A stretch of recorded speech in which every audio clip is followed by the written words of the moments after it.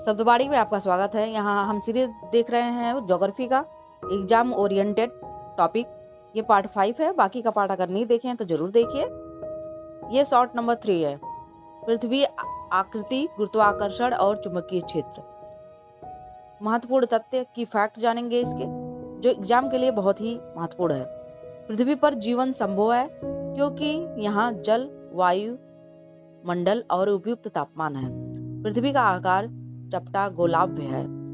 पृथ्वी सूर्य का तीसरा ग्रह है। ध्यान दीजिएगा।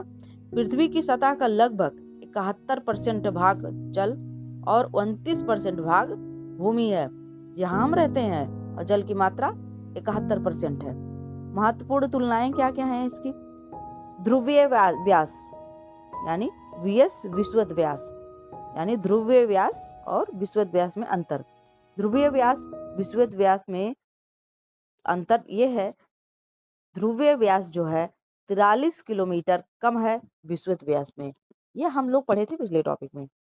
घूर्णन vs परिक्रमण। घूर्णन वो होता है जो अपनी धुरी पर घूमता है, अपनी जगह पर रहकर घूमता है। परिक्रमण वो होता है जो सूर्य के चारों ओर घूमता है। घूमना, सूर्य के चारों ओर घूमना परिक्रमण कहलाता है, और घूर्णन अपनी जगह पर रहकर घूमना घूर्णन कहलाता है।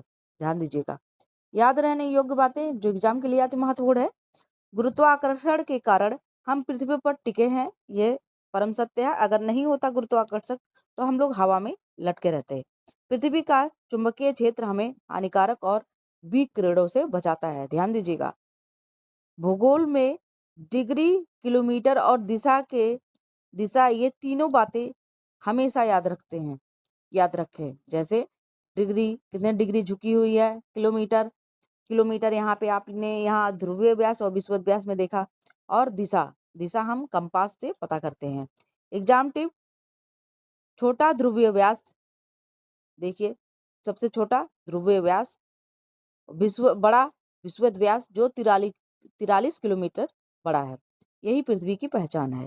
और जानेंगे बाकी का नेक्स्ट भाग में। और ऐसे ही एग्जाम ओरिएंटेड ज्योग्राफी के लिए बने रहें और चैनल को सब्सक्राइब करें। धन्यवाद।